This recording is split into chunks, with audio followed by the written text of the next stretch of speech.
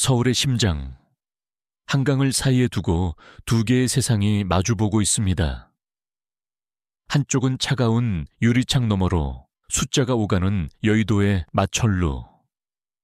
다른 한쪽은 새벽을 여는 사람들의 활기와 비릿한 생명의 냄새로 가득한 노량진 수산시장. 이 이야기는 결코 만날 수 없을 것 같던 두 세상이 한 사람의 인생을 통해 어떻게 연결되고 부딪히고 또 서로를 보듬게 되는지에 대한 기록입니다. 잊혔던 과거의 목소리가 현재의 삶을 흔들 때 우리는 과연 무엇을 붙잡아야 할까요? 피로 이어진 운명일까요? 아니면 땀과 눈물로 쌓아 올린 시간일까요, 여기? 자신의 이름조차 몰랐던 한 여인이 있습니다. 그녀가 차가운 새벽 공기를 가르며 생선 비늘을 벗겨낼 때마다 사실은 자신의 진짜 모습을 찾아가는 여정이었을지도 모릅니다. 이제 그 치열하고도 따뜻했던 삶의 한가운데로 여러분을 초대합니다. 새벽 4시, 대부분의 서울 시민들이 아직 깊은 잠에 빠져 있을 시간. 노량진 수산시장의 하루는 이미 시작되고 있었다. 형광등 불빛이 축축한 바닥을 비추고 여기저기서 경매인의 힘찬 목소리와 수조의 산소 공급 장치가 내는 소리가 뒤섞여 활기찬 교향곡을 만들어냈다. 이 소란스러운 새벽의 중심에 최은서가 있었다. 올해 30살인 은서는 이 시장에서 잔뼈가 굵었다. 그녀의 작은 가게 앞에는 그날 가장 신선한 화로들이 담긴 수조가 놓여 있었고 그녀는 차가운 바닥에 무릎을 꿇고 앉아 도마 위의 생선을 손질하고 있었다. 쓱, 삭, 슥, 삭. 칼날이 관거의 두툼한 비늘을 벗겨내는 소리가 규칙적으로 울려 퍼졌다. 그 손놀림은 거침이 없으면서도 놀랍도록 섬세했다. 은서야, 오늘 도다리가 아주 실하다. 단골 손님 오면 꼭 추천해 드려라. 가게 안쪽에서 어머니 오정희 여사의 목소리가 들려왔다. 예순을 바라보는 나이에도 정희는 여전히 새벽부터 밤늦게까지 일하는 억척스러운 여인이었다. 은서는 고개를 끄덕이며 씩씩하게 대답했다. 네, 엄마 걱정 마세요. 은서의 손에는 굳은 살이 단단히 박여 있었지만 그 손끝은 마치 예술가의 손길 같았다. 생선의 배를 정확히 가르고 내장을 한 번에 제거한 뒤 얇게 회를 뜨는 모습은 하나의 공연을 보는 듯했다. 주변 상인들이 채운서 손길은 정말 예술이야. 저러니 단골이 끊이질 않지 라고 말하는 데는 다 이유가 있었다. 그녀는 단순히 생선을 파는 것이 아니었다. 그녀는 자신의 기술과 자부심을 팔고 있었다. 시장이 점점 더 활기를 띠기 시작했다. 단골 손님들이 하나둘 나타나자 은서는 언제나처럼 환한 웃음으로 그들을 맞이했다. 사장님, 오늘도 제일 먼저 오셨네요. 어제 말씀하신 돌돔 제일 좋은 놈으로 빼놨습니다. 딱 보세요. 눈이 살아있잖아요. 허허, 우리 은서가 골라준 거면 믿고 가져가지. 이 아가씨는 생선 보는 눈 하나는 타고났어. 단골 손님의 칭찬에 은서는 겸손하게 고개를 숙였지만 마음 한편으로는 뜨거운 자부심이 차올랐다. 이 비릿한 냄새 속에서, 이 왁자지껄한 소음 속에서 자라온 자신이, 그리고 이 자리에서 자신의 힘으로 당당히 서 있는 자신이 자랑스러웠다. 점심시간이 되자 은서는 어머니와 함께 가게 한쪽에서 간단히 식사를 했다. 정희는 밥을 먹으면서도 계속 예약 전화를 받고 장부를 정리했다.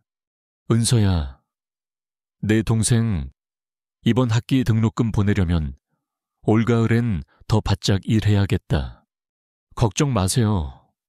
엄마, 제가 다 알아서 할게요. 우리 막둥이 졸업만 하면 이제 우리도 고생 끝이에요. 은서의 목소리에는 확신이 담겨 있었다. 대학생인 남동생의 학비를 대는 것은 고등학교를 졸업하자마자 시장 일에 뛰어든 은서의 가장 큰 목표이자 꿈이었다. 자신은 비록 이런 삶을 살고 있지만 동생만큼은 번듯한 직장에 다니며 다른 세상을 살기를 바랐다. 오후가 되자 시장은 관광객들과 지역 주민들로 더욱 북적였다. 은서는 쉴 새 없이 생선을 포장하고 회를 뜨면서도 손님들과 자연스럽게 대화를 나누며 가게의 활기를 더했다. 이 냄새요. 매일 맡아도 좋아요. 우리 엄마랑 같이 버텨온 세월의 냄새인걸요. 지나가는 손님에게 농담처럼 던진 말이었지만 진심이었다. 그때 옆 가게 아주머니가 그 말을 들었는지 한마디 거들었다. 아이고, 우리 은서는 정말 효녀야. 효녀, 정희 언니는 복도 많지. 저런 딸을 둬서. 그러면서 아주머니는 무심하게 말을 이었다. 그런데 참 신기하긴 해. 어디서 굴러들어온 복덩이인지 피 한 방울 안 섞였는데 어쩜 저렇게 엄마를 쏙 빼닮았을까?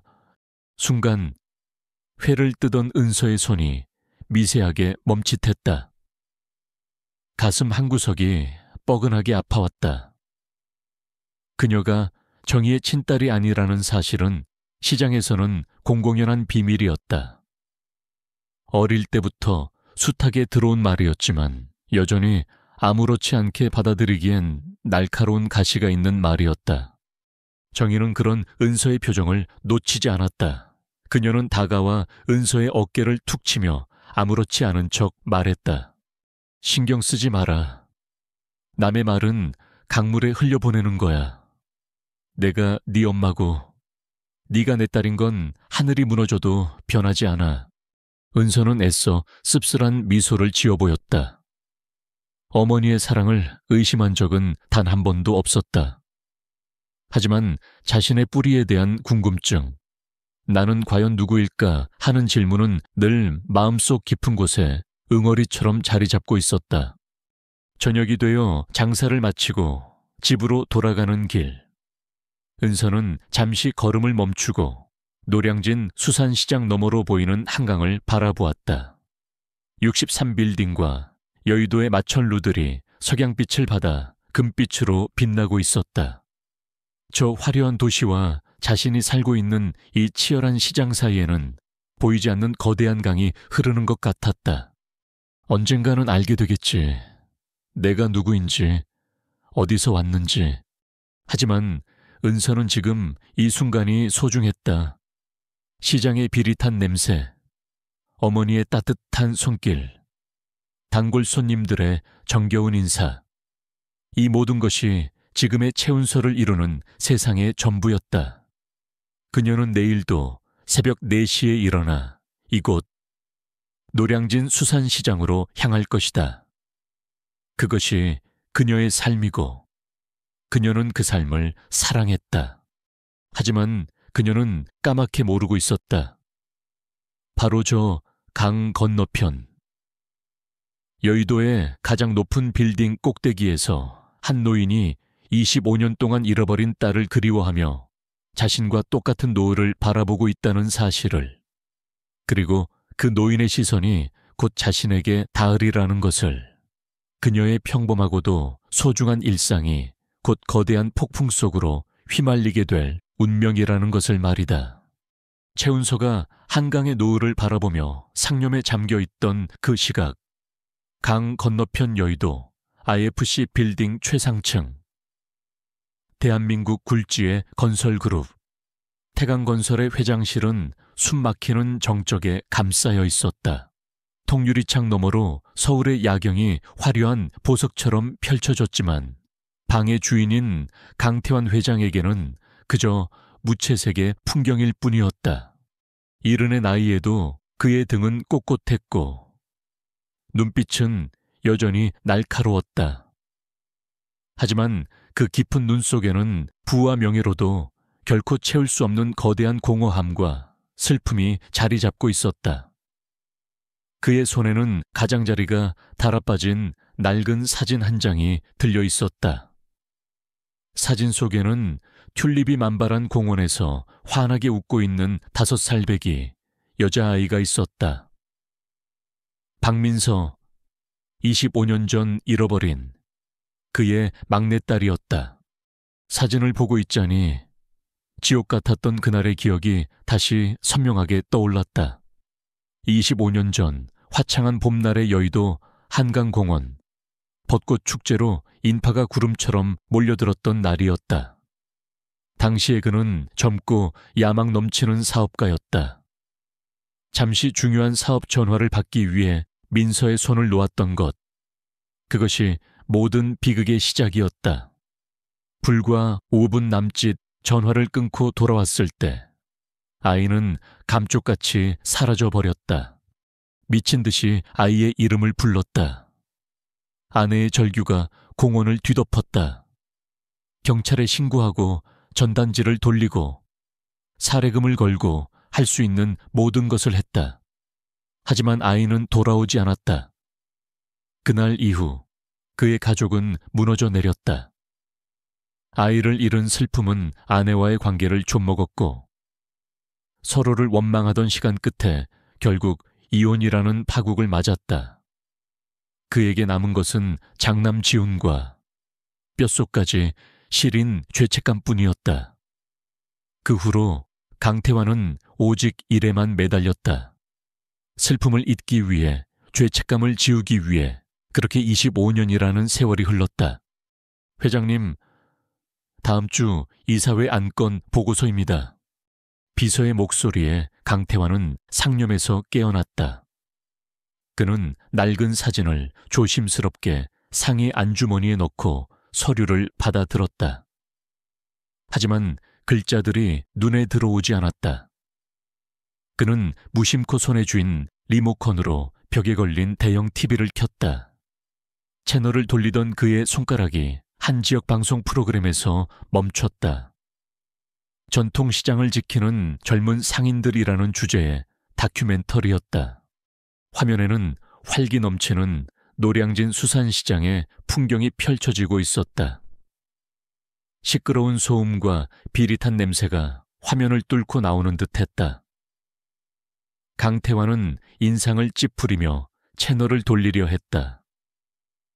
바로 그 순간이었다. 카메라가 한 젊은 여성을 클로즈업했다. 머리를 질끈 묶고 환하게 웃으며 손님에게 펄떡이는 생선을 건네는 모습. 강태환은 숨을 멈췄다.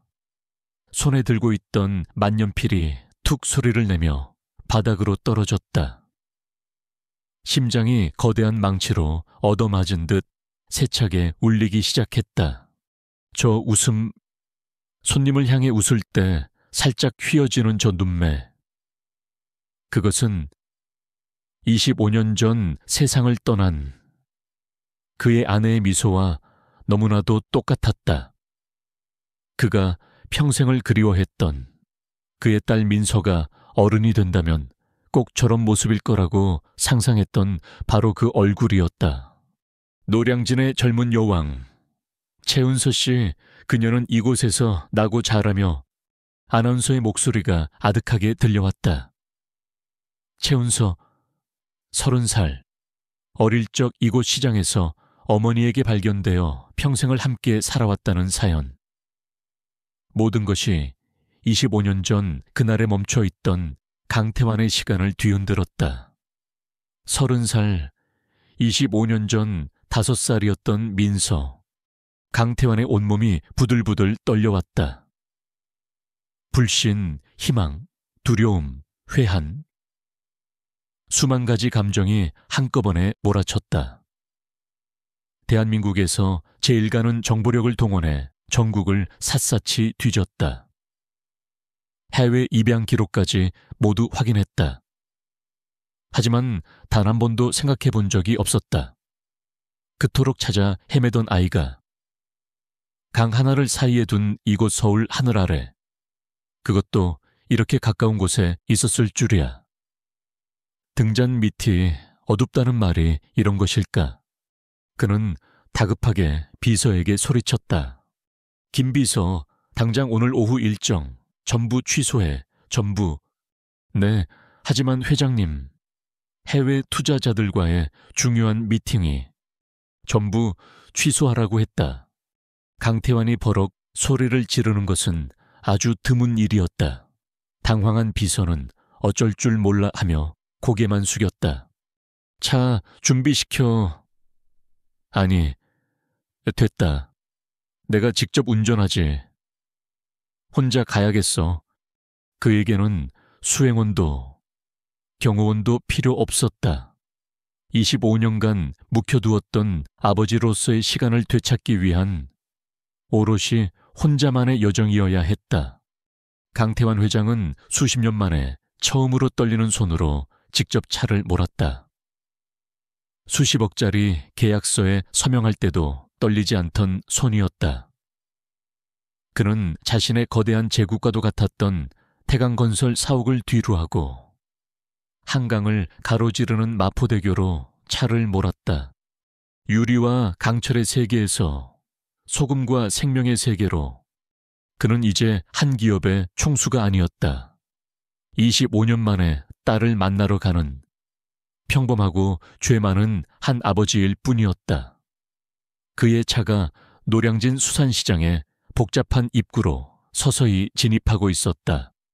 강태환 회장의 고급 세단이 노량진 수산시장 공영주차장에 멈춰 섰을 때 그는 마치 다른 행성에 불시착한 우주인 같았다.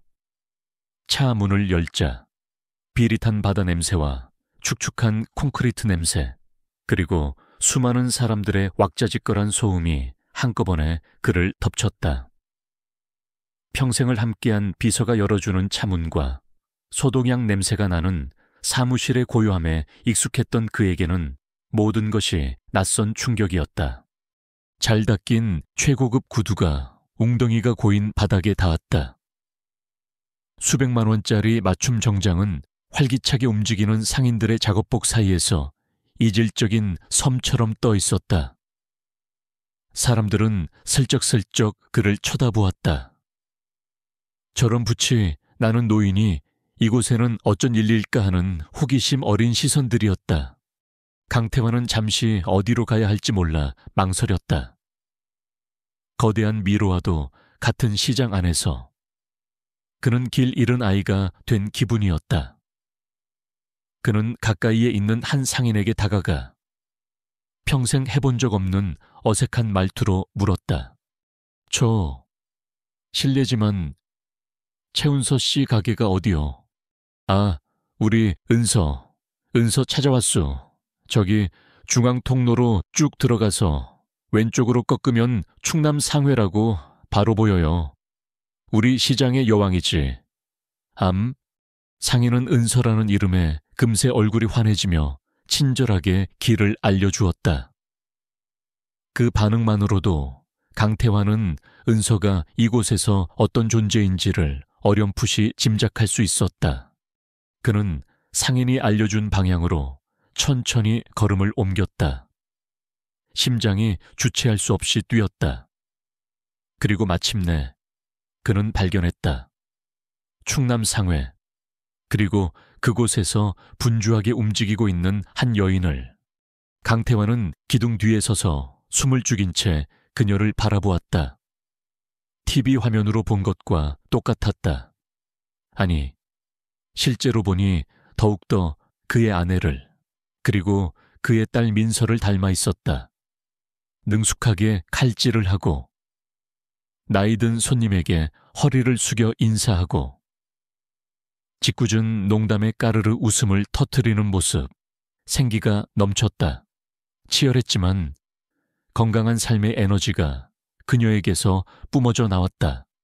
그 모습을 보는 강태환의 가슴에 거대한 파도가 밀려왔다. 살아있었구나. 내 딸이 이렇게 잘 자라주었구나. 기쁨과 안도감이 밀려오는 동시에 심장을 도려내는 듯한 죄책감이 그의 목을 졸랐다. 저렇게 고생하며 살았을 아이. 자신은 여의도의 안락한 성에서 무엇을 했던가. 그는 아버지로서의 자격을 완전히 잃어버린 기분이었다.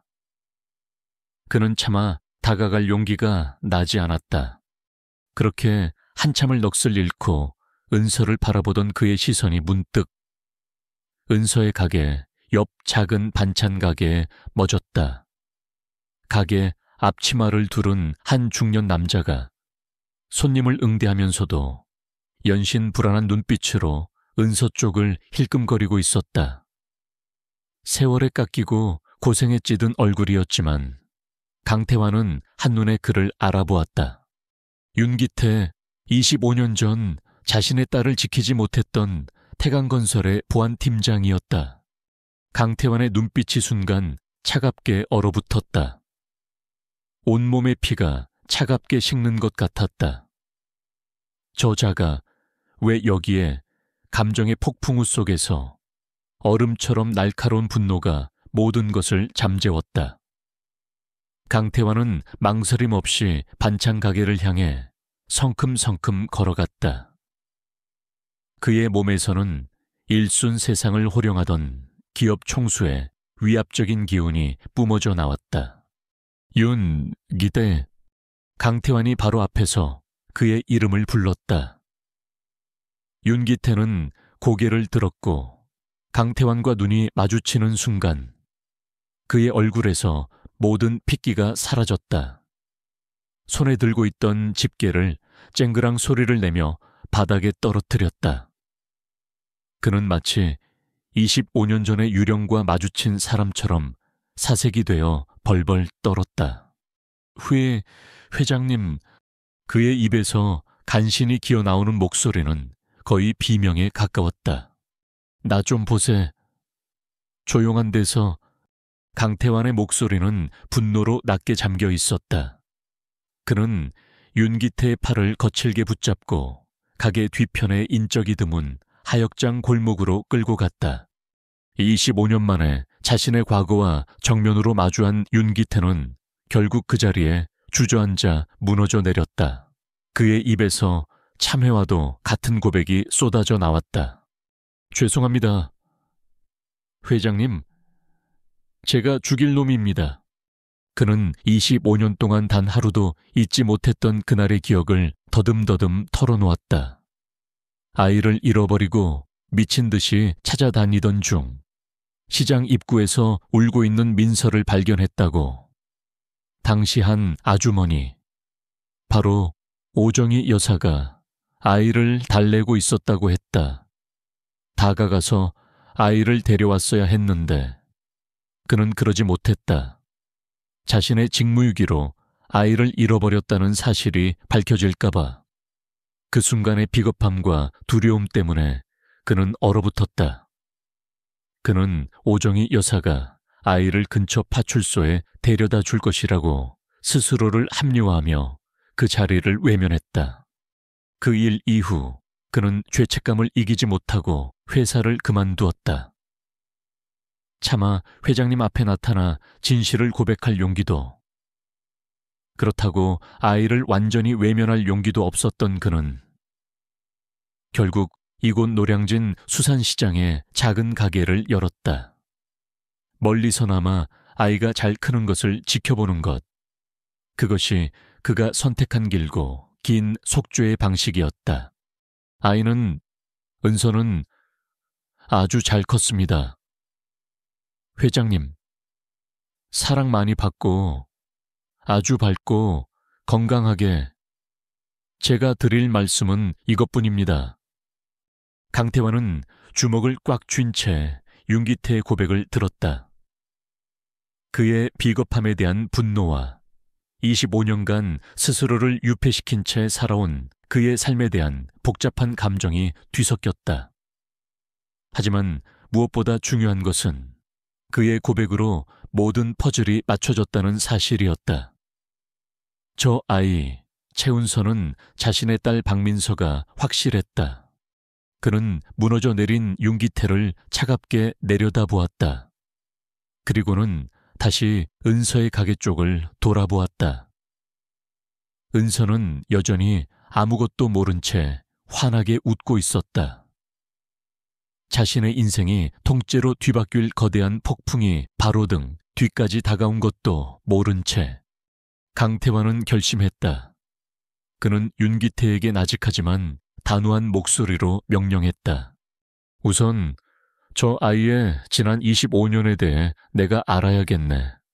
하나도 빠짐없이 전부 다 25년의 세월을 뛰어넘는 길고 긴 이야기의 첫 실마리를 그는 이제 막 손에 쥔 것이었다. 이틀 후 강태환은 다시 노량진 수산시장을 찾았다. 그의 손에는 윤기태가 밤새 정리해 건넨 최은서의 25년 인생이 담긴 투박한 보고서가 들려 있었다. 학교생활기록부 사본, 동네 주민들의 평판, 그리고 어머니 오정희와의 관계까지. 모든 내용은 그녀가 얼마나 성실하고 따뜻한 사람으로 살아왔는지를 증명하고 있었다. 그래서 더욱 가슴이 아팠고 다가가기가 두려웠다. 그는 시장이 조금 한산해지는 늦은 오후를 택했다. 은서가 가게를 정리하며 잠시 혼자 있는 시간이었다. 강태환은 마른 침을 삼키고 그녀의 가게, 충남 상회로 향했다. 저 아가씨, 그의 목소리에 은서가 고개를 들었다. 며칠 전 봤던 어딘가 슬퍼 보이던 노신사였다. 네, 어서 오세요. 뭐 필요하세요? 생선은 됐고, 혹시 잠시만 나와 이야기 좀 할 수 있을까? 강태환의 진지하고도 간절한 표정에 은서는 잠시 망설였지만 이내 고개를 끄덕였다. 그녀는 가게를 어머니에게 잠시 맡기고 그를 따라 시장 한편의 조용한 공간으로 향했다. 무슨 할 말이 있으신데요? 어르신, 강태환은 한참 동안 아무 말 없이 은서의 얼굴만 바라보았다. 아내를 닮은 눈, 자신을 닮은 인매, 보면 볼수록 자신의 핏줄이라는 확신이 들었다. 그는 떨리는 목소리로 25년간 가슴속에 묻어두었던 말을 꺼냈다. 내 이름은 강태환이요. 그리고 내가 당신의 아버지일지도 모르겠소. 네. 은서는 자신의 귀를 의심했다. 이 노인이 지금 무슨 말을 하는 건가? 치매에 걸린 분이거나 혹은 신종 사기꾼일지도 모른다고 생각했다. 할아버지, 무슨 말씀을 하시는 거예요? 사람 잘못 보셨어요. 저희 아버지는 아주 어릴 때 돌아가셨어요. 아니, 내가 말하는 건 당신을 낳아준 아버지를 말하는 거요. 혹시 25년 전 이 시장에서 발견되었다는 이야기 들어본 적 있어? 강태환의 말에 은서의 심장이 쿵 하고 내려앉았다. 자신의 출생의 비밀. 그것은 시장의 몇몇 어른들과 자신, 그리고 어머니만 아는 이야기였다. 처음 보는 이 노인이 어떻게 그 사실을 알고 있는 걸까? 은서의 얼굴이 하얗게 질렸다. 그걸 어떻게 내게 25년 전에 잃어버린 딸이 있어. 이름은 박민서. 그때 나이가 5살이었지. 박민서. 낯선 이름이 은서의 귓가를 맴돌았다. 혼란스러운 표정의 은서를 보며 강태환은 더 이상 말을 잇지 못하고 자신의 명함과 연락처만 건네주었다. 생각해보고 연락 주시오. 그 말만 남기고 그는 무거운 발걸음을 돌렸다. 은서는 멍하니 그 자리에 서 있었다. 손에 쥔 명함에는 태강건설 회장 강태환이라는 글자가 선명하게 박혀 있었다. 그날 밤 은서는 넋이 나간 사람처럼 집으로 돌아왔다. 강태환이라는 남자의 말이 머릿속에서 떠나지 않았다. 집에서는 어머니 오정희가 평소처럼 저녁을 준비하고 있었다. 따뜻하고 익숙한 집의 풍경.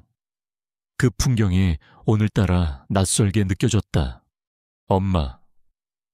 은서는 떨리는 목소리로 어머니를 불렀다. 나 오늘 시장에서 이상한 사람을 만났어. 자기가 내 친아버지일지도 모른대. 정희의 손에 들려있던 국자가 바닥으로 떨어졌다. 쨍그랑 하는 소리와 함께 그녀가 25년간 두려워했던 순간이 마침내 찾아왔음을 직감했다. 그녀는 천천히 몸을 돌려 딸의 얼굴을 보았다. 은서의 눈에는 이제껏 본 적 없는 깊은 혼란과 상처가 담겨 있었다. 은서야, 엄마, 사실이야. 내가 엄마 친딸이 아니라는 거. 정말 사실이야. 더 이상 숨길 수 없었다. 정희는 그 자리에 주저앉아 눈물을 터뜨렸다. 그리고 25년 전 그날의 이야기를 꺼내놓았다. 시장 한복판에서 엄마를 잃고 서럽게 울고 있던 5살 배기 아이. 파출소에 데려갔지만 며칠이 지나도 아무도 아이를 찾으러 오지 않았고 차마 고아원으로 보낼 수 없어 결국 자신의 딸로 삼기로 결심했던 그날의 이야기. 널 버린 게 아니야.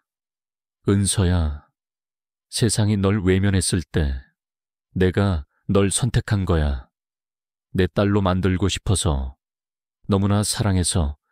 어머니의 눈물 섞인 고백에 은서의 세상은 무너져 내렸다. 자신이 누구인지, 어디서 왔는지 모든 것이 미궁에 빠졌다. 다음 날 강태환에게서 연락이 왔다. 그는 은서의 혼란을 이해한다며 정확한 사실을 확인해 보자고 제안했다. 유전자 검사, 그것은 진실을 확인할 수 있는 유일하고도 가장 확실한 방법이었다. 은서는 두려웠다. 진실을 마주하는 것이. 그리고 25년간 자신을 키워준 어머니를 배신하는 것 같아 괴로웠다. 그런 그녀의 마음을 읽은 것은 어머니 정이었다. 은서야, 가봐라. 가서 네 진짜 뿌리를 찾아. 그리고 어떤 결과가 나오든 넌 영원한 내 딸이야. 그 사실만은 변하지 않아. 어머니의 지지에 은서는 마침내 결심을 굳혔다. 며칠 후 그녀의 집 앞으로 낯선 검은색 고급 세단이 도착했다. 은서는 어머니와 뜨거운 포옹을 나누고 채에 올랐다. 차창 밖으로 익숙한 노량진의 풍경이 멀어질 때 그녀는 자신의 인생 전부를 뒤로하고 미지의 세계로 떠나는 기분이었다. 차는 병원이 아닌 평창동의 거대한 저택으로 향했다. 성벽처럼 높은 담장과 웅장한 대문. 은서는 압도당했다. 강태환은 어색하지만 따뜻한 미소로 그녀를 맞았다. 그리고 그녀에게 한 남자를 소개했다. 인사하거라. 내 아들 강지훈이다. 어쩌면 내 오빠가 될 사람이지. 날카로운 눈매, 값비싼 정장을 입은 남자는 은서를 위아래로 훑어보았다. 그의 눈에는 반가움 대신 차가운 경계심과 노골적인 의심이 가득했다. 그는 은서를 향해 비꼬는 듯한 말투로 첫 인사를 건넸다. 아버지가 말씀하시던 분이 당신인가요? 그의 목소리는 얼음장처럼 차가웠다. 그래서 우리 집안에 뭘 원하고 찾아오셨습니까? 은서는 그 차가운 저기 앞에서 온몸이 굳어버렸다.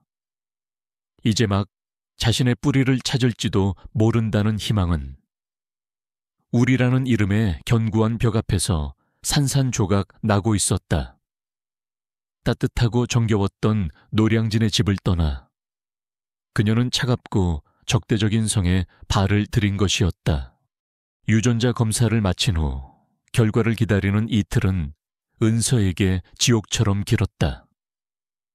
강태환 회장의 저택은 궁전처럼 넓고 화려했지만 그 안의 공기는 시베리아의 겨울처럼 차가웠다. 은서는 마치 값비싼 장식품처럼 그 집에 갇혀 있었다. 그녀가 유일하게 위안을 얻는 시간은 노량진의 어머니 오정희와 통화하는 순간뿐이었다. 수화기 너머로 들려오는 어머니의 따뜻한 목소리만이 그녀가 여전히 채운서임을 확인시켜 주었다. 강지훈의 적대감은 날이 갈수록 노골적으로 변해갔다. 그는 은서를 마주칠 때마다 경멸과 의심이 뒤섞인 눈빛으로 쏘아보았다. 마치 그녀의 속을 꿰뚫어 보려는 듯이 아직도 여기 있었네. 원하는 게 뭐야? 돈이 목적인가? 아버지가 안 계실 때 말해봐. 원하는 액수를 맞춰줄 테니 깨끗하게 사라져주는 조건으로. 지우는 서재에서 마주친 은서에게 모욕적인 말을 던졌다. 은서의 얼굴이 분노로 붉게 달아올랐다. 저는 돈 같은 건 필요 없어요. 단지 제가 누구인지 진실을 알고 싶을 뿐이라고요. 진실, 그 진실 뒤에 숨은 욕심은 없고. 지훈의 차가운 비웃음에 은서는 할 말을 잃었다. 그녀의 진심은 이 거대하고 차가운 성 안에서 한낱 가식으로 취급받고 있었다. 그리고 마침내 결과가 나오는 날이 되었다. 강태환과 은서는 함께 병원으로 향했다. 의사는 두 사람 앞에 결과지를 내밀며 말했다. 축하드립니다. 유전자 검사 결과 99.9% 일치합니다. 두 분은 친분녀 관계가 확실합니다. 그 말을 듣는 순간 강태환은 아이처럼 눈물을 터뜨렸다. 그는 떨리는 손으로 은서의 손을 잡으며 연신 민서야, 내 딸아 라고 되뇌었다. 하지만 은서는 기쁨보다 더 큰 혼란에 휩싸였다. 머릿속이 하얗게 비어버린 것 같았다. 그렇구나. 내가 정말 박민서구나.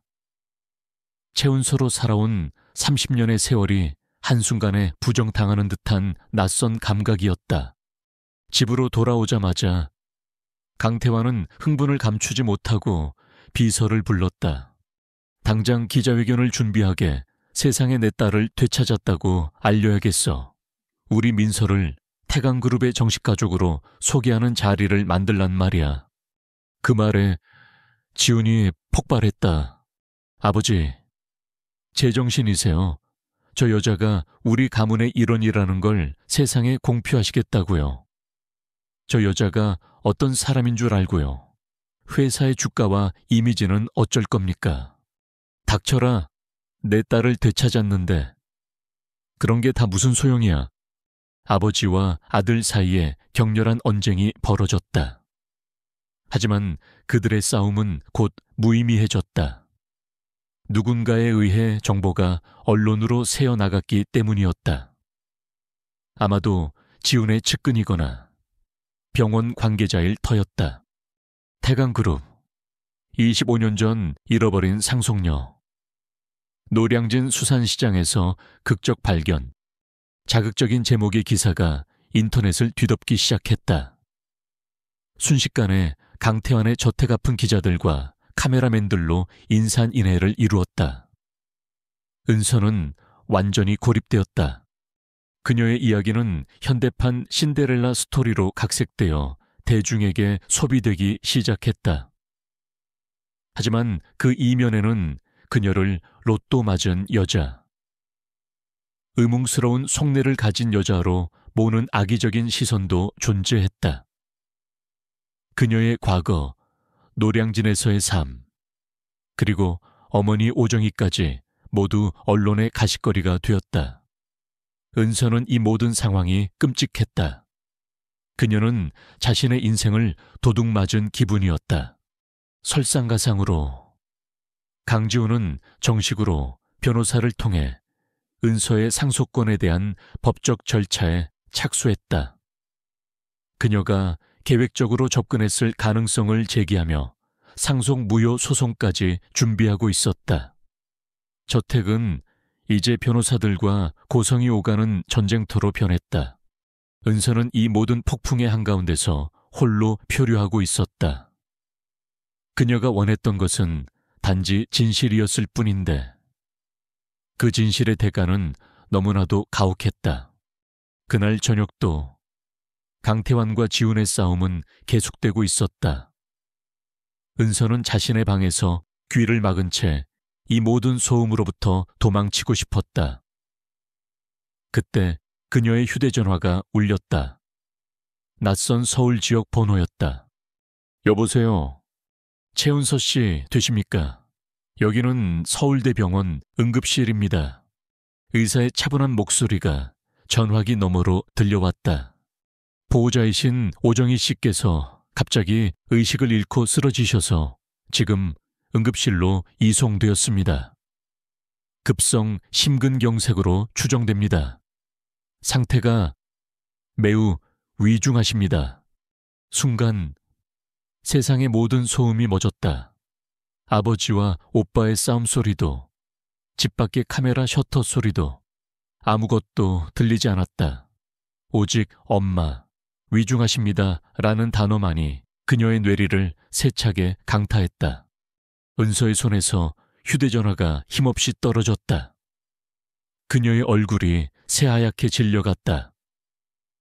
그녀를 덮친 거대한 폭풍우는 이제 거대한 해일이 되어 그녀의 남은 세상마저 집어삼키려 하고 있었다. 서울대병원 응급실. 오정희 여사가 위중하다는 의사의 말을 듣는 순간 은서의 주변에서 시끄럽게 울리던 모든 소음이 거짓말처럼 사라졌다. 강태환의 애타는 목소리도, 강지훈의 날 선 비난도 그녀의 귀에는 더 이상 들리지 않았다. 오직 엄마라는 단어만이 그녀의 심장을 무겁게 내리쳤다. 그녀는 정신없이 자신의 방으로 달려갔다. 그리고 노량진에서 올 때 들고 왔던 낡은 백팩 하나를 챙겨들었다. 이 차가운 저택에서 유일하게 자신의 온기가 묻어있는 물건이었다. 민서야, 어딜 가려는 게냐. 그녀의 다급한 모습에 언쟁을 멈춘 강태환이 그녀를 막아섰다. 저희 엄마가 아프세요. 병원에 가봐야 해요. 그녀의 목소리는 떨렸지만 그 안에 담긴 의지는 단호했다. 그녀는 처음으로 그들 앞에서 오정희를 저희 엄마라고 망설임 없이 말했다. 내가 국내 최고의 의사들을 보내주마. 당장 이 근처 제일 좋은 VIP 병실로 옮기도록 지시하겠다. 그러니 가지 마라. 제발. 강태환의 목소리에는 딸을 다시 잃을지도 모른다는 절박한 두려움이 묻어 있었다. 그것이 그가 보여줄 수 있는 최선의 사랑 방식이었다. 하지만 은서는 고개를 저었다. 아버지가 보내주시는 의사가 아니라 지금 엄마 곁에는 제 손이 필요해요. 제가 있어야 한다고요. 돈과 권력으로 해결할 수 없는 세상이 있다는 것을 은서는 온몸으로 말하고 있었다. 지훈은 그런 두 사람의 모습을 복잡한 표정으로 지켜볼 뿐 아무 말도 하지 않았다. 은서의 얼굴에 떠오른 절박함은 그가 이제껏 비웃었던 연기와는 질적으로 달라 보였다. 은서는 더 이상 지체하지 않고 그들을 지나쳐 저택의 현관문을 향해 달려갔다. 밖에서 대기하던 기자들이 그녀의 모습에 벌떼처럼 달려들었지만 그녀는 아무것도 보이지 않는 사람처럼 그들을 뚫고 도로로 뛰쳐나가 택시를 잡았다. 택시가 서울의 밤거리를 달리는 동안 은서는 불안감에 입술을 깨물었다.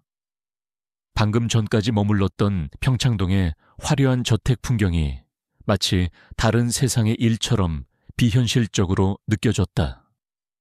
지금 그녀에게 현실은 오직 병원에 누워있을 엄마, 오정희뿐이었다.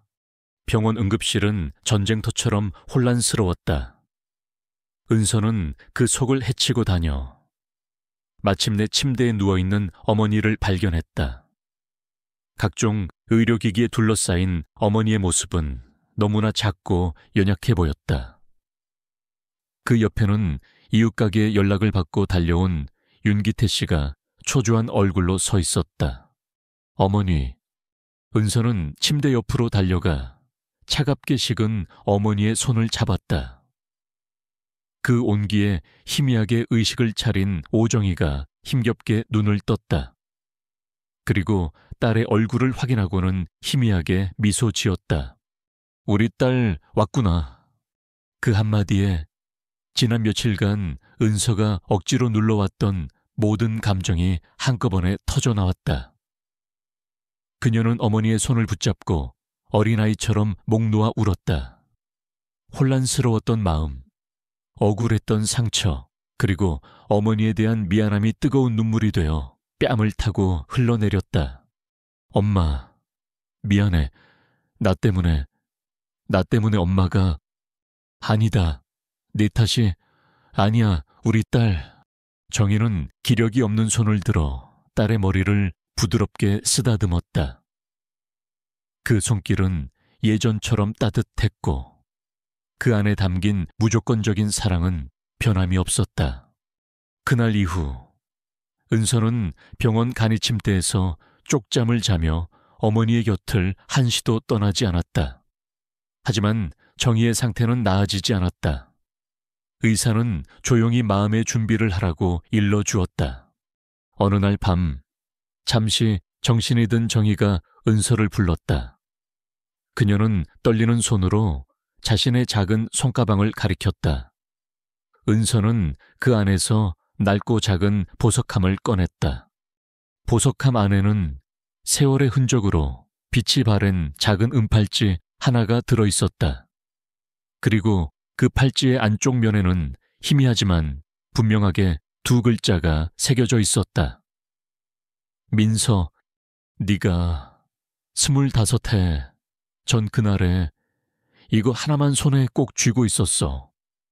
절대 놓지 않으려고. 은서는 은팔찌를 받아들었다. 차가운 금속의 감촉이 손끝에 닿는 순간 아주 희미한 기억의 파편이 머릿속을 스쳐 지나갔다.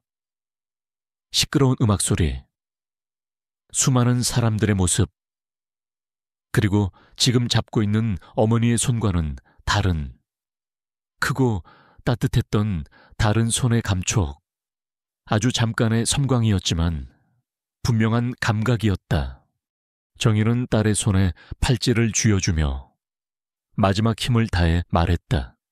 이제 내 진짜 이름으로 행복하게 살아. 은서야, 아니 민서야. 엄마는 괜찮으니까 그걸로 됐어. 그날 밤 오정희 여사는 딸의 손을 꼭 잡은 채 평온한 얼굴로 조용히 눈을 감았다. 장례식은 노량진의 작은 성당에서 치러졌다. 재벌가의 사람들이나 유명인사는 단 한 명도 없었다. 대신 수산시장의 모든 상인들이 자신의 가게 문을 닫고 찾아와 자리를 가득 메웠다. 그들은 오정이라는 한 사람의 마지막 길을 진심으로 애도했고 홀로 남은 그녀의 딸 은서를 위로했다. 강태환 회장과 강지훈도 장례식장을 찾았다. 그들은 화려한 조화 대신 국화꽃 한 송이를 들고 어색하게 뒤쪽에 서서 자신들이 이해할 수 없는 그 깊은 유대감과 슬픔의 풍경을 지켜볼 뿐이었다. 모든 장례 절차가 끝나고 은서는 텅 빈 집으로 돌아왔다. 그리고 어머니의 영정사진 앞에 조용히 섰다. 그녀의 얼굴에는 깊은 슬픔이 서려 있었지만 더 이상 예전과 같은 혼란은 없었다. 그녀의 눈빛은 놀랍도록 차분하고 단단해져 있었다. 그녀의 손에는 어머니가 남긴 은팔찌가 쥐어져 있었다. 이제 그녀는 자신이 누구인지 그리고 앞으로 무엇을 해야 하는지 명확히 알았다. 그 선택은 유전자 검사 결과지가 아니라 25년간 자신을 키워준 어머니의 마지막 손길이 그리고 그녀의 심장이 내려준 것이었다. 어머니 오정희를 떠나보내고 며칠 동안 은서는 노량진의 작은 집에 머물며 어머니의 유품을 정리했다. 집 안 곳곳에는 25년간의 세월이 그리고 어머니의 사랑이 묻어 있었다. 낡은 앨범 속에는 자신이 어릴 적 시장에서 찍은 촌스러운 사진들이 가득했고 장롱 안에는 어머니가 손수 떠주셨던 스웨터가 나프탈렌 냄새와 함께 보관되어 있었다. 은서는 그 모든 것을 하나하나 정리하며 채운소로 살아온 자신의 삶을 되돌아보았다. 그러다 서랍 깊숙한 곳에서 편지 한 통을 발견했다. 어머니의 투박하지만 정겨운 손 글씨였다. 그녀가 언젠가 이 진실을 마주할 날을 위해 미리 써둔 편지였다. 사랑하는 내 딸 은서에게 네가 이 편지를 읽고 있다면 나는 이미 내 곁에 없겠구나. 너무 슬퍼하지 마라. 너는 내 인생의 가장 큰 선물이었고 내 삶의 이유였다. 나는 너를 만나 엄마가 될 수 있었으니 그걸로 충분히 행복했다. 이제 너의 진짜 아버지를 찾았으니 그분 곁에서 사랑받으며 행복하게 살아라. 하지만 이것 하나만은 기억해다오. 네가 박민서로 살든 채운서로 살든 너는 영원히 내가 가슴으로 낳은 내 딸이라는 것을, 그러니 언제나 당당하게 네가 원하는 삶을 살아라. 엄마는 하늘에서 늘 너를 응원하고 있을게. 편지를 다 읽은 은서는 소리내어 울지 않았다. 대신 가슴 깊은 곳에서부터 뜨거운 무언가가 차오르는 것을 느꼈다. 어머니의 마지막 편지는 그녀에게 남은 마지막 혼란까지도 말끔히 씻어주었다. 그녀는 이제 무엇을 해야 할지 분명히 알았다. 며칠 후 은서는 서울로 향했다. 하지만 이번에는 강태환 회장이 보낸 차를 타지 않았다. 그녀는 스스로 기차표를 끊었고 혼자서 여의도의 태강그룹 본사로 향했다. 그녀는 더 이상 불려가는 존재가 아니었다. 그녀는 자신의 의지로 그들을 만나러 가는 것이었다. 그녀는 미리 비서실을 통해 강태환 회장과 강지훈 그리고 그의 변호사까지 모두 참석하는 공식적인 미팅을 요청했다. 태강그룹의 거대한 회의실, 창밖으로 한강이 내려다 보이는 차갑고 웅장한 공간이었다. 강태환은 불안과 희망이 섞인 얼굴로, 강지훈과 그의 변호사는 의심과 경계심을 거두지 않은 채 그녀를 기다리고 있었다. 회의실 문이 열리고 은서가 들어섰다. 수수하지만 단정한 옷차림. 하지만 그녀의 걸음걸이와 표정은 처음 저택에 발을 들였을 때와는 완전히 달랐다. 그녀는 더 이상 주눅든 시골 처녀가 아니었다. 슬픔을 이겨내고 자신의 정체성을 찾은 한 명의 독립적이고 온전한 인간이었다. 그녀는 테이블 상석에 앉아있는 세 남자를 향해 조용히 고개를 숙여 인사한 뒤 자리에 앉았다. 그리고 조금의 망설임도 없이 먼저 입을 열었다. 우선 유전자 검사 결과를 통해 제가 아버지의 딸 박민서라는 사실을 압니다. 그녀는 강태환을 잠시 바라보았다. 그의 눈이 희망으로 떨리는 것이 보였다. 이내 그녀는 시선을 돌려 강지훈을 똑바로 응시했다. 그리고 저는 지난 30년간 노량진 수산시장의 오정희 여사님의 딸 채운서로 살아왔습니다. 그 사실 또한 절대 변하지 않습니다. 은서의 차분하지만 단호한 목소리에 회의실의 공기가 팽팽해졌다. 지훈과 변호사는 그녀가 무슨 말을 하려는지 몰라 잔뜩 긴장했다. 은서는 변호사를 향해 시선을 고정하고 이 자리에 온 진짜 이유를 밝혔다. 저는 오늘 박민서로서 가질 수 있는 태강그룹의 모든 재산에 대한 상속 권리를 법적으로 완벽하게 포기하기 위해 이 자리에 왔습니다. 정적 회의실 안에는 숨소리 하나 들리지 않았다. 강지훈과 변호사는 충격으로 입을 다물지 못했다. 그들이 예상했던 모든 시나리오 중 이런 것은 없었다. 강태환은 자랑스러움과 안타까움이 뒤섞인 복잡한 표정으로 딸을 바라보았다. 가장 먼저 정신을 차린 것은 지훈이었다. 그는 여전히 의심을 거두지 못한 채 물었다. 이유가 뭐지? 무슨 속셈이야? 그 질문에 은서는 처음으로 희미하게 미소 지었다. 속셈 같은 건 없어요. 저는 돈이나 지위 때문에 아버지를 찾은 게 아니에요. 단지 제 뿌리를, 제가 누구인지를 알고 싶었을 뿐입니다. 그리고 이제는 알았어요. 제 행복은 여의도의 이 높은 빌딩이 아니라 비릿한 생선 냄새와 사람 사는 정이 넘치는 노량진 시장에 있다는 것을요. 저를 키워준 사람들과 함께 제 땀으로 정직하게 살아가는 삶. 그게 제가 원하는 전부입니다. 그녀의 진심이 강철 같던 지훈의 마음에도 작은 파문을 일으켰다. 은서는 이어서 말했다. 하지만 25년 만에 찾은 가족을 다시 잃고 싶지는 않습니다. 재산은 필요 없지만 아버지와 그리고 오빠는 잃고 싶지 않아요.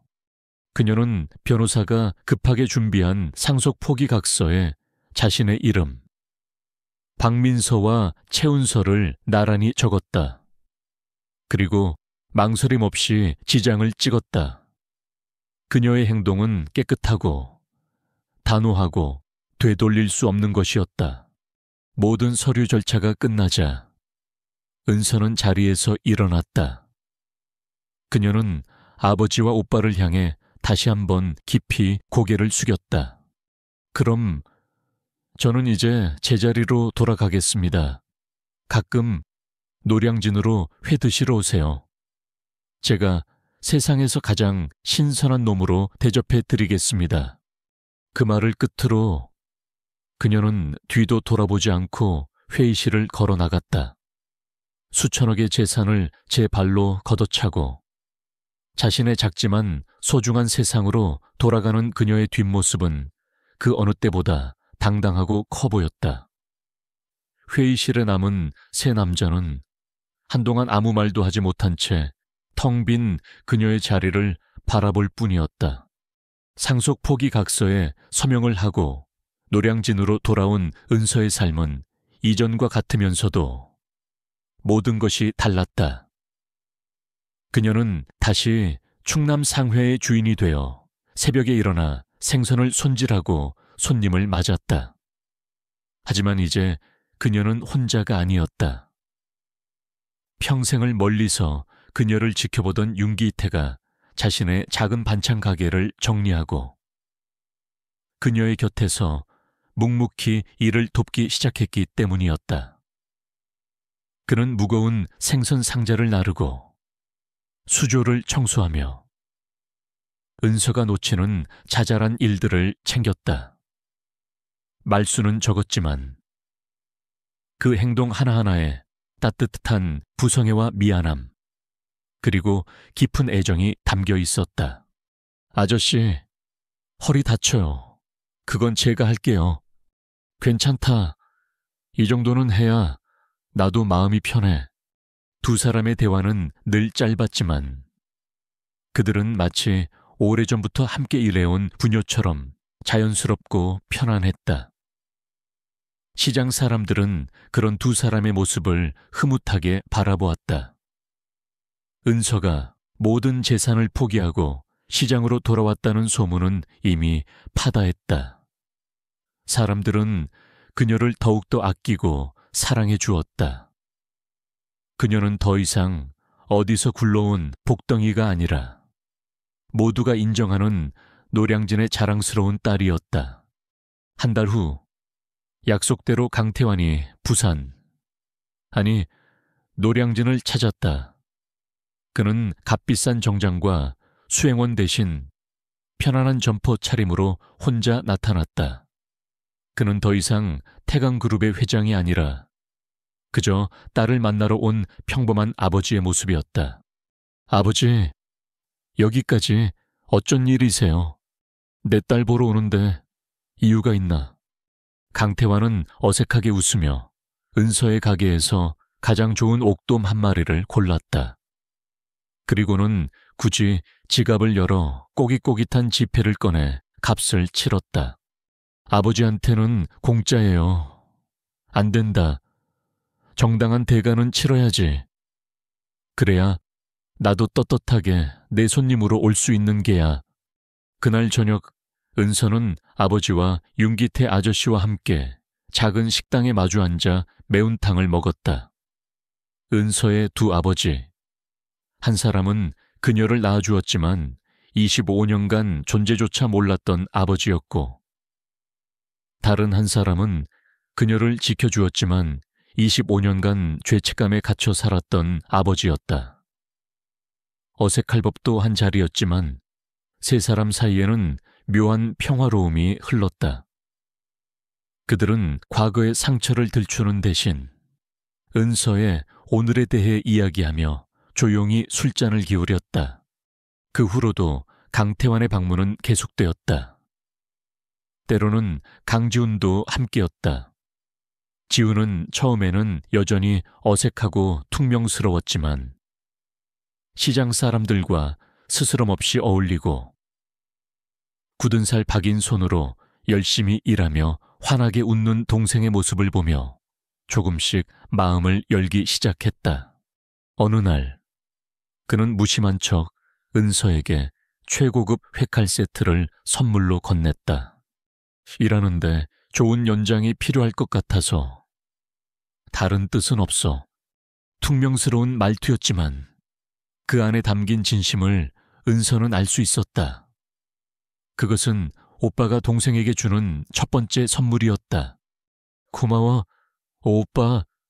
은서의 환한 미소에 지훈은 어색하게 고개를 돌렸지만 입에는 희미한 미소가 걸려 있었다. 유리벽 같던 두 사람 사이의 얼음이 마침내 녹아내리고 있었다. 몇 년의 세월이 흘렀다.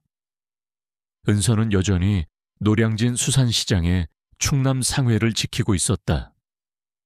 그녀의 손목에는 이제는 익숙해진 은팔찌가 반짝였다.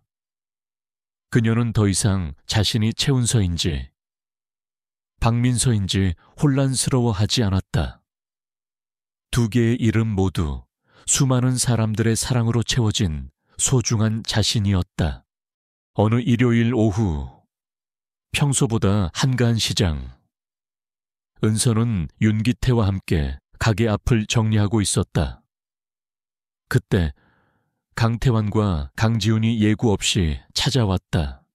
아버지 오빠, 어쩐 일이세요? 지나가던 길에 우리 딸 얼굴이나 보려고 들렀다. 이놈은 회나 한 접시 얻어먹고 싶다기에 끌고 왔고, 강태환이 웃으며 말했다. 지훈은 여전히 쑥스러운 듯 헛기침을 했다. 은서는 반갑게 그들을 맞았고, 윤기태는 말없이 의자를 내어주었다. 네 사람은 가게 앞가니 테이블에 둘러앉았다. 은서는 가장 신선한 횟감을 골라 직접 회를 떴다. 윤기태는 옆에서 묵묵히 초장과 마늘을 준비했다. 지훈은 어색하지만 익숙하게 수저를 놓았고, 강태환은 그런 가족의 모습을 흐뭇하게 바라보았다. 저 멀리 한강 너머로 붉은 해가 떠오르고 있었다. 노량진 수산시장의 새벽이 다시 밝아오고 있었다. 소란스럽지만 활기찬 시장의 풍경 속에서 네 사람은 마치 오랫동안 그래왔던 것처럼 자연스러운 가족의 모습으로 함께하고 있었다. 은서는 자신을 둘러싼 소중한 사람들을 보았다. 하늘에서 지켜보고 있을 어머니 오정이, 이제는 진짜 아버지가 되어준 강태환, 어색하지만 든든한 오빠 강지훈, 그리고 평생을 그림자처럼 자신을 지켜준 윤기태 아저씨까지. 그녀는 세상에서 가장 큰 부자였다. 은서는 손목의 은팔찌를 가만히 만지며 미소 지었다. 비릿한 바다 내음과 함께 불어오는 새벽의 바람이 더 이상 차갑지 않았다. 그녀의 새로운 인생처럼 따뜻하고 희망찼다. 지금까지 노량진의 새벽 이야기를 사랑해주신 시청자 여러분께 진심으로 감사의 인사를 전합니다. 최은서, 그리고 박민서라는 두 개의 이름으로 자신의 삶을 온전히 살아낸 한 여인의 여정에 함께 웃고 함께 울어주셔서 정말 고맙습니다. 이 이야기는 우리에게 가족이란 무엇인지, 그리고 진정한 행복은 어디에 있는지를 다시 한번 생각하게 합니다. 어쩌면 행복은 우리가 잃어버렸던 화려한 과거를 되찾는 것이 아니라 지금 내 곁을 지켜주는 소중한 사람들과 함께 만들어가는 오늘에 있는지도 모릅니다.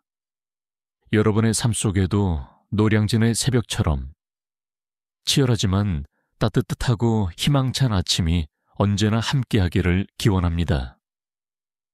귀한 시간을 내어 이 이야기를 들어주신 모든 분들께 다시 한번 깊이 감사드립니다. 늘 건강하고 행복한 하루하루 보내시길 바랍니다.